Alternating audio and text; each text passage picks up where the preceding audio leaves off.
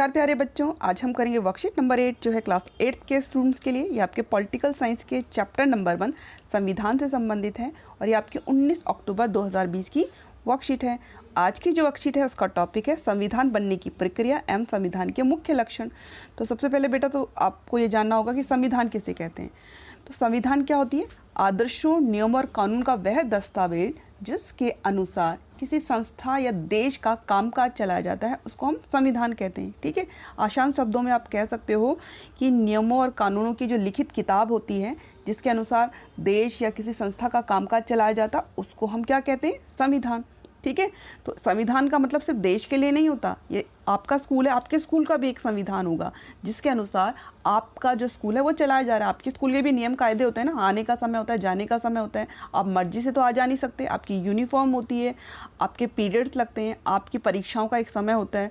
ठीक है, ऐसे स्कूल के अंदर के व्यवहार का एक तरीका होता है, नियम होते हैं। भाई स्कूल के अंदर आप जैसे धारदार हथियार नहीं लेके आ सकते, स्कूल की चीज़ों को तोड़फोड़ नहीं कर सकते। तो ये सारे नियम कायदे जो हैं आपके स्कूल के संविधान में, यानी एक लिखित दस्तावेज होता है जिसमें ये सारे नियम लिखे होते हैं कि स्कूल में कौन कौन से रूल जो हैं वो फॉलो करने पड़ेंगे सभी को, चाहे वो टीचर्स हैं, चाहे प्रिंसिपल है, चाहे वो बच्चे हैं, चाहे वो 4th क्लास है। ठीक है, तो वो जो दस्तावेज है वो स्कूल का संविधान हो गया।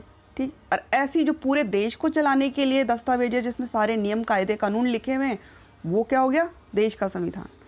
चलो संविधान बनने की प्रक्रिया, तो हम जानेंगे हमारे जो देश का संविधान है उसको बनने की प्रक्रिया क्या थी, प्रोसेस क्या था। देखो, हर काम करने का बेटा एक तरीका होता है, प्रोसेस होता है। जैसे आप चाय भी बनाते हो तो इसकी एक प्रक्रिया होती है ना जिसको आपको फॉलो करना होता है।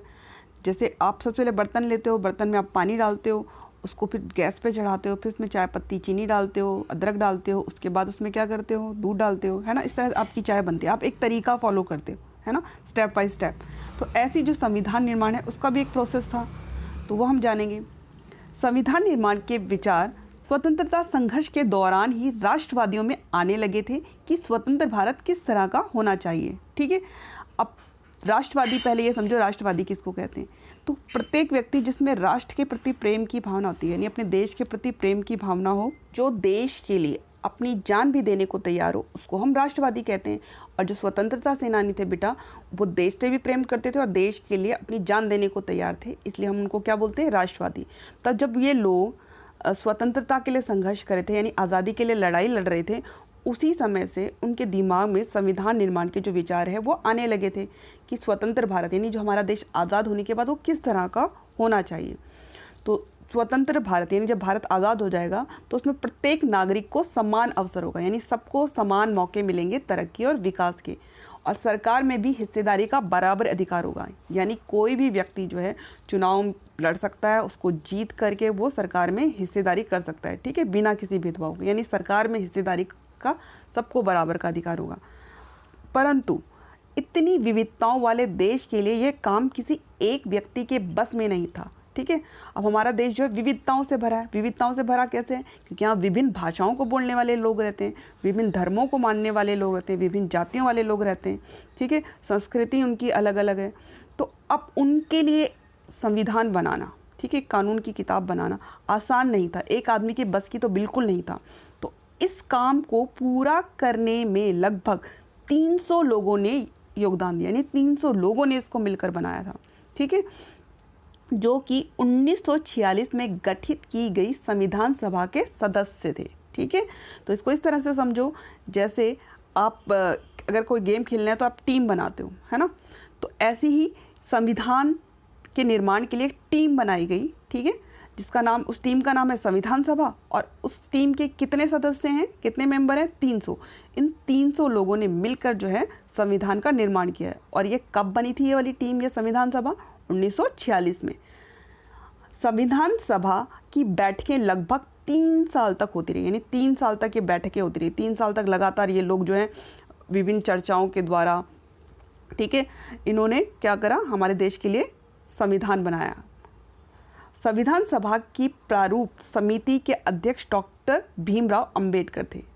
अब प्रारूप क्या होता है? देखो, किसी भी काम को करने से पहले ना उसका एक खाका खींचा जाता है कि भाई ये इस तरह का होगा। जैसे अब बिल्डिंग भी बनती है तो उससे पहले उसका नक्शा बनता है ना, कि बिल्डिंग में कहाँ से सीढ़ियाँ निकलेंगी, कहाँ से रसोई होगी, कितना उसका साइज़ होगा। ठीक है, तो पूरा इसका एक प्रारूप बनता है। पहले ड्राफ्ट बनाते हैं, उसको कागज़ पे। तो ऐसी जो संविधान सभा है उसका जो ड्राफ्ट है, ठीक है, उसका एक खाका किसने बनाया था?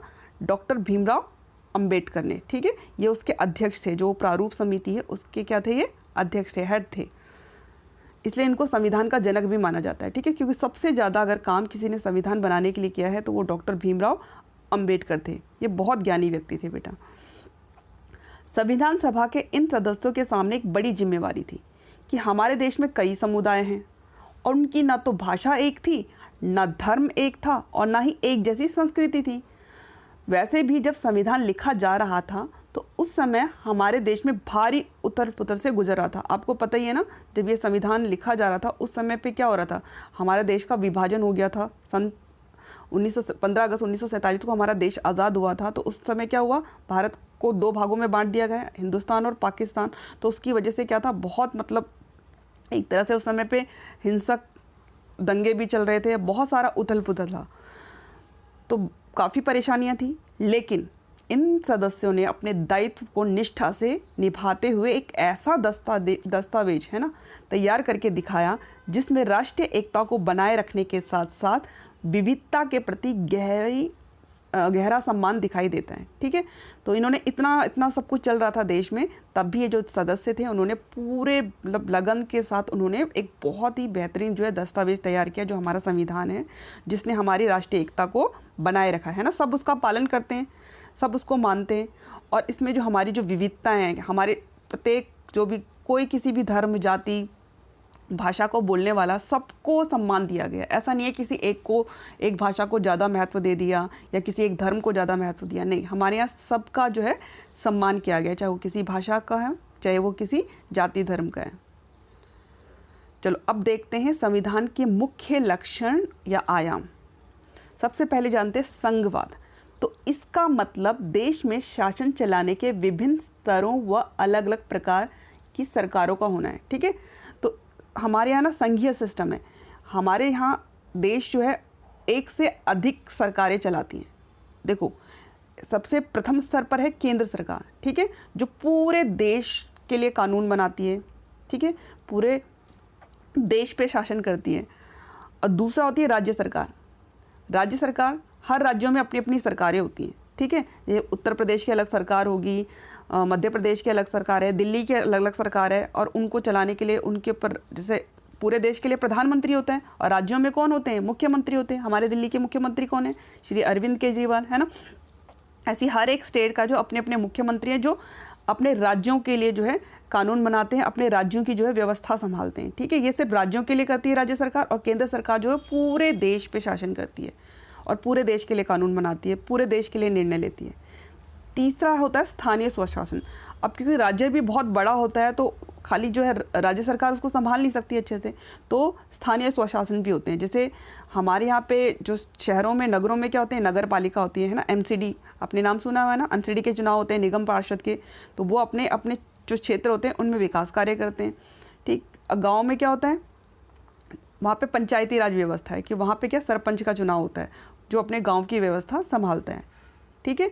तो हमारे देश में क्या संघीय व्यवस्था है और 3 स्तर पे हमारे यहाँ पे सरकार हैं। सबसे प्रथम पे केंद्र सरकार, द्वितीय पे राज्य सरकार और तीसरे पे स्थानीय स्वशासन, ठीक है। तो जहाँ पर भी एक से अधिक स्तर की सरकारें होती ना बेटा, उसको हम संघवाद बोलते हैं। चलो आगे चलते हैं। इसकी वजह यह है कि भारत जैसे विशाल देश में सभी राज्यों को कुछ मुद्दों पर फैसले लेने का स्वायत्त अधिकार मिले, ठीक है।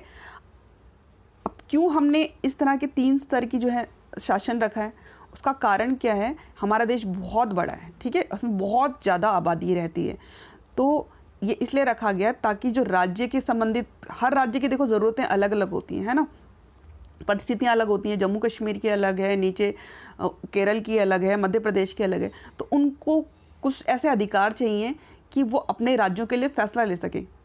तो इसीलिए राज्य स्तर पर भी जो है हमारे यहाँ पे सरकार है। इन मुद्दों की स्पष्टता के लिए संविधान में कुछ सूचियाँ भी दी गई हैं। सूचियाँ ना बेटा ये इसलिए दी गई हैं ताकि इनमें जो है राज्य सरकार और केंद्र सरकार में जो है शक्तियों का स्पष्ट विभाजन हो, भाई किसको कौन से काम करने के अधिकार हैं, है ना। तो एक है संघ सूची, ठीक है, संघ सूची में जितने भी विषय होते हैं ना बेटा, उस पर केंद्र सरकार जो होते हैं वो कानून बनाती है। और दूसरी होती है राज्य सूची। राज्य सूची पे जो होता है, इसमें जितने भी चीज़ें दी गई हैं उस पर सिर्फ राज्य सरकार जो है कानून बनाती है। और तीसरी होती है समवर्ती सूची। समवर्ती मतलब जिसमें दोनों को अधिकार है, समवर्ती सूची।